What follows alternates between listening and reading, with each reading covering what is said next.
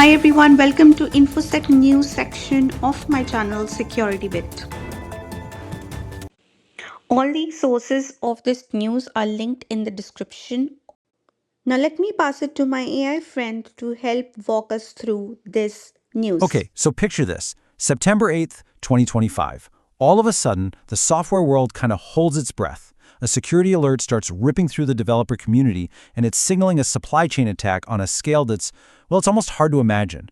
We're going to dive into the story of how one single email almost brought the digital world to its knees.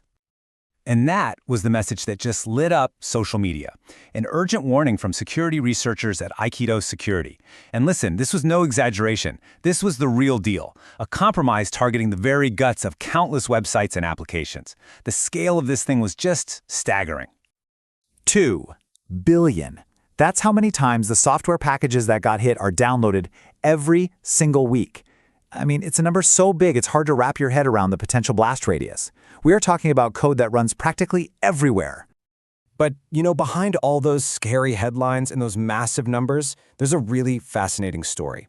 It's a story about a clever attack, an incredibly fast community response, and a huge wake-up call about how fragile our digital world actually is. So let's break down what really went wrong. Okay, first things first. We got to understand what actually got hit. This wasn't some random, little-used piece of software. Oh no, the attackers went for the jugular. They targeted some of the most popular, most foundational packages in the entire NPM ecosystem. So take a look at these names. If you're a developer, you know these. Packages like Chalk and Debug, this is the bread and butter. These are the tools that developers use every single day to make their command line look pretty or to figure out what's wrong with their code. They are fundamental building blocks, hidden inside literally millions of other projects. This was a direct hit right at the heart of the JavaScript world. So the big question is, how on earth did they pull this off? How do you get control of such critical digital infrastructure? Well, it didn't start with some crazy complex hack. It started with something much simpler, something very clever, and something very, very human. It was a classic phishing attack, but man, was it effective. The email looked real, it created this sense of urgency, update your security settings now, and it led to a perfect clone of the real NPM login page.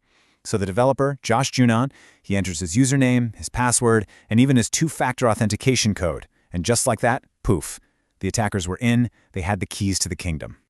And this right here, this quote, really illustrates the human side of all this. The maintainer, Josh, he immediately owned it. See, this wasn't some malicious insider, this was a dedicated open-source developer who was just having a stressful week and made a mistake. It's such a powerful reminder that it doesn't matter how tech-savvy you are, anyone can get phished. So, with total control of the account, the attackers did not waste a second. They published new, malicious versions of over 20 different packages. But what did this bad code actually do? Well, the payload was really sneaky and pretty sophisticated. Now, the crucial thing to get here is that this malware was designed to run in the end user's browser, not on a server somewhere. So if a website you visited was built using one of these compromised packages, your computer would unknowingly start running this malicious code. And its one and only purpose? Stealing cryptocurrency. Okay, let's break down how clever this was, because it's actually wild. The malware basically wraps itself around the browser's main communication lines. It just sits there, watching for any time you interact with a crypto wallet. And when it spots a transaction, it silently swaps the wallet address you're sending to with an address belonging to the attacker. It even used what are called lookalike addresses, ones that start and end with similar characters, so if you glanced at it, you wouldn't notice a thing. You'd think it was a normal transaction, you'd sign it, and you'd send your money straight to the thieves. So let's recap.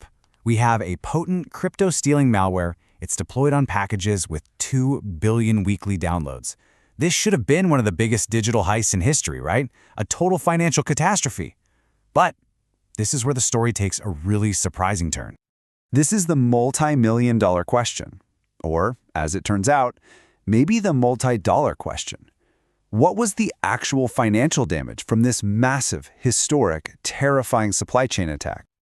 That's it, $20 and 5 cents. After compromising some of the most widely used software on the entire planet with a sophisticated wallet drainer, the attackers walked away with less than the price of a pizza. The contrast is it's incredible. So why the epic fail? In a word, the community. The open source community. Developers and security researchers spotted the malicious code with unbelievable speed. Within about 2 hours, just 2 hours of the first bad package being published, the alarm was raised, the maintainer was looped in, and NPM started yanking the compromised versions. That window of opportunity for the attackers, it got slammed shut almost as soon as it opened. Now, even though the financial damage was basically nothing, this whole event served as a massive, flashing red light for the entire tech industry. It perfectly exposed just how fragile the modern software supply chain really is. If you work in tech, you have definitely seen this comic. It's from XKCD, and it's funny because it is painfully true. Trillions of dollars of digital infrastructure often relies on these tiny, critical pieces of code that are maintained by volunteers, by a handful of people who are just doing it in their spare time. A commenter on Reddit put it perfectly with this analogy. Think about it. Most developers using a big package like Chalk might not even realize they're also using its tiny little dependencies like ANSI styles. It's this deeply interconnected web, and if one tiny screw breaks, the whole machine can grind to a halt. And data from the security firm Wiz shows just how fast that failure can spread. Before the attack, these packages were in 99% of cloud environments. And in that short 2-hour window, when the malicious versions were live, the malware was already detected in 10% of those environments. I mean, that propagation rate is astonishingly fast. And we've got to be clear here. This is not a one-off, not by a long shot. A similar attack recently on the NX package saw malware stealing developers' secrets like GitHub tokens and SSH keys. It even used AI tools to scan developers' machines for sensitive files. The threat is real, and it's getting smarter. So the crucial question is, what do we do about it? This whole incident gives us some very clear, very actionable lessons for developers and for companies on how to protect themselves from the next supply chain attack, because you know it's coming. So, how do we build a stronger defense? This whole mess gives us a pretty clear checklist. Things like using lock files to pin your dependency versions, that's absolutely critical. It stops your projects from automatically grabbing a new malicious update like this one. And on the human side, for the package maintainers themselves, adopting things like phishing-resistant passkeys could have stopped this entire attack before it even started. These are the practical steps that make the entire chain stronger. And that leaves us with the big, overarching question this whole thing forces us to confront. Our entire digital economy is built on a foundation of open source code, a lot of it created and maintained by volunteers out of sheer passion. So, when one person's mistake on a stressful day can have a global impact, who's actually responsible for securing it? It's a question with no easy answers, but it's one we absolutely have to start asking.